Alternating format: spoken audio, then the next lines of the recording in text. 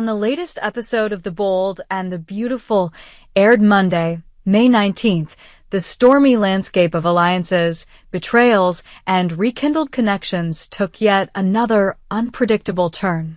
Viewers were delivered a series of emotional shocks, with former enemies laying down their weapons, old passions reigniting, and trust once shattered being reconsidered in the wake of heartbreak and shifting loyalties. The central moment of the episode is the long-anticipated truce between Forrester and Hope Logan. After years of rivalry, accusations, and emotional wounds centered mostly around their complicated history with Liam Spencer, the two women meet not in confrontation, but in calm. The tone is not one of forced politeness or passive aggression, it's real. And it's surprising. The past may be a minefield, but both women seem to acknowledge that holding on to bitterness benefits no one, especially not Liam, whose deteriorating health now casts a long shadow over everyone's future. Their reconciliation doesn't come easily. There's tension. There's silence. But ultimately, there's acceptance. Hope and Steffi aren't exactly ready to braid friendship bracelets, but they recognize the toll their feud has taken not only on themselves, but on the people around them. The decision to bury the hatchet becomes a pivot point for the entire canvas of The Bold and the Beautiful, because this time, it isn't about who wins. It's about who survives the chaos with something resembling peace. While this breakthrough dominates the emotional core of the episode, the heat and heartbreak unfold elsewhere, particularly around Carter Walton. Carter, always the silent sufferer and loyal confidant, finds himself in uncharted emotional territory. After hearing Hope plead for a future with Liam, a future Carter had hoped to build with her, he's blindsided by a feeling he's spent years trying to suppress: resentment. Carter had invested everything in Hope during the struggle for control and meaning. He defended her. He believed in her. And more than anything, he gave her his heart. But now, all that loyalty seems wasted. Hope's appeal to Liam doesn't just sting, it eviscerates what was left of Carter's optimism. It's not just rejection. It's betrayal, and it burns. Enter Daphne Rose. Sharp, perceptive, and patient, Daphne has been circling Carter with a mix of empathy and strategy. She sees him, really sees him, and she's been waiting for the moment when he might finally turn away from a woman who can't choose him. That moment arrives, and it arrives with fire. Carter doesn't fall into Daphne's arms. He dives. Fueled by frustration and raw need, Carter lets go. No more hoping. No more waiting. Just heat. Daphne doesn't hesitate. She knows this is her opening, and she seizes it. Their chemistry is explosive, not born from tenderness, but from something darker: wounds, anger, hunger. It's not a love story. It's a collision. And it's exactly what Carter needs to forget, even if only for one night, how much Hope hurt him. As Carter and Daphne lose themselves in that whirlwind, Liam is quietly taking steps that reveal the depth of his character and the urgency of his situation. His health is failing, and he knows time is running out. But even in the face of mortality, Liam isn't thinking about himself. He's thinking about the legacy of love and peace he'll leave behind. That's why he asks Finn, his once rival, now an uneasy ally, for something no one else has been able to deliver: unity. He wants Hope and Steffi to make peace. For their children. For the future. For the chance to live without the constant reminder of past pain. Liam makes it clear that if he can't finish this journey himself, he wants Finn to carry it forward. The request is heavy, but it's honest. And it might be the most selfless thing Liam has ever done. Finn, loyal to Steffi and increasingly aware of the emotional wreckage the Logan-Forrester wars have caused, takes Liam's plea seriously. He becomes the bridge, an unexpected peacemaker, helping Steffi see that forgiveness isn't weakness. It's power. And Steffi listens. Slowly, carefully. But she listens. This is the real reason behind the thaw between Steffi and Hope. Not just their own fatigue. Not just motherhood. But Liam's final wish. His legacy becomes the glue holding together a tentative, fragile alliance between two women who, for years, have been conditioned to see each other as competition. With that truce established, the professional implications start to take shape.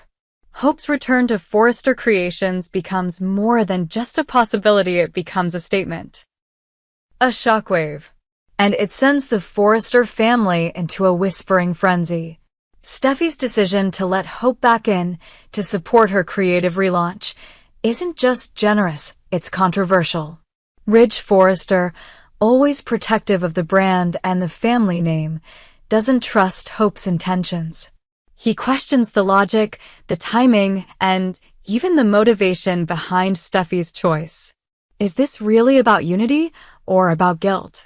Brooke Logan, never one to stay silent, has her own doubts. She sees a trap where others see truce. For Brooke, the tension isn't just professional, it's personal.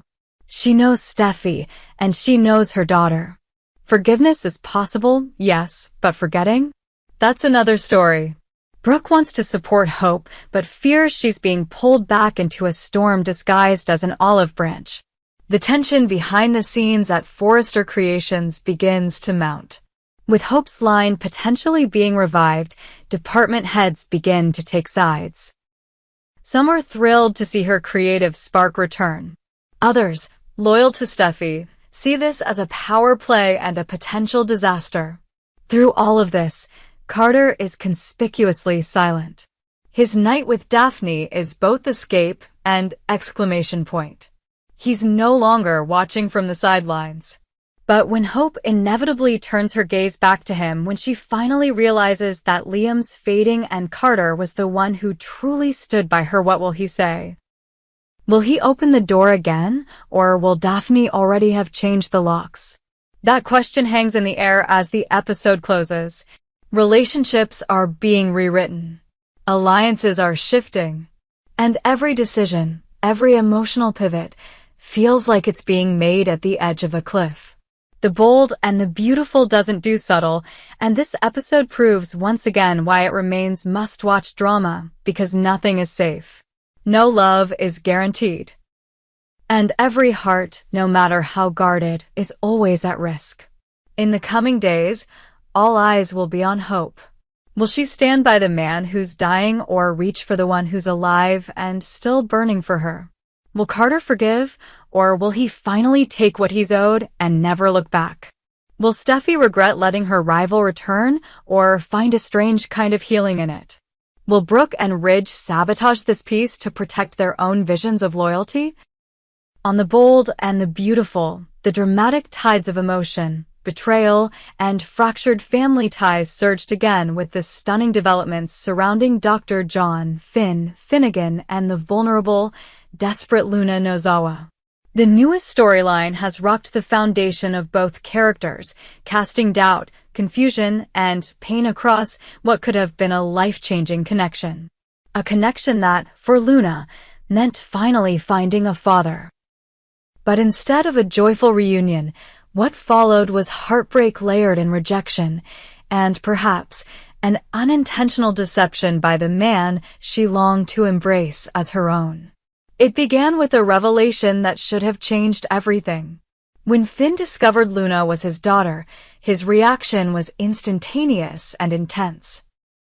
Driven by regret for lost time and the aching guilt of absence, Finn made immediate efforts to find her, to bring her into his life, and to become the father he now realized she never had. The moment they met was emotional, powerful, and full of promise. Finn looked into Luna's eyes and saw a part of himself that had been missing. He pulled her close, embracing her as his daughter. Luna, in turn, clung to that moment like a lifeline. For someone who had grown up without a father figure, this was the beginning of a new chapter, one that promised healing, stability, and love. But it didn't last. Despite the raw, overwhelming emotions that came with their first meeting, and despite Finn's initial commitment to being there for Luna, everything changed after a single conversation.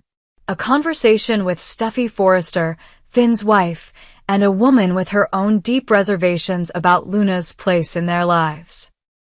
After Steffi learned the truth about Luna, she laid down a firm and uncompromising boundary. Luna would not be a part of their world. Her reasons, though understandable from her point of view, were devastating for Luna and paralyzing for Finn. The history wasn't clean. Luna's entanglements, including her role in a tragic incident that resulted in the deaths of 2 innocent men and trauma for Steffi, made her an unwanted presence in Steffi's eyes. Faced with the fury of his wife and the complexity of a family being torn at the seams, Finn recoiled. His response to Luna shifted overnight. Where once there had been warmth, now there was coldness. Where there had been possibility, now there was rejection. Finn told Luna in no uncertain terms that she was not welcome in his life. That moment was devastating. Not only for Luna, who had dared to hope for the love of a father, but for Finn himself, who was now caught in a painful emotional contradiction. He had wanted to be a father. He had believed in the bond they were forming. But the cost of defying Steffi and destabilizing his home proved too high.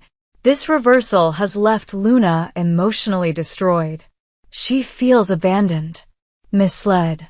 Her desperation to be part of Finn's life didn't fade with his rejection, it intensified.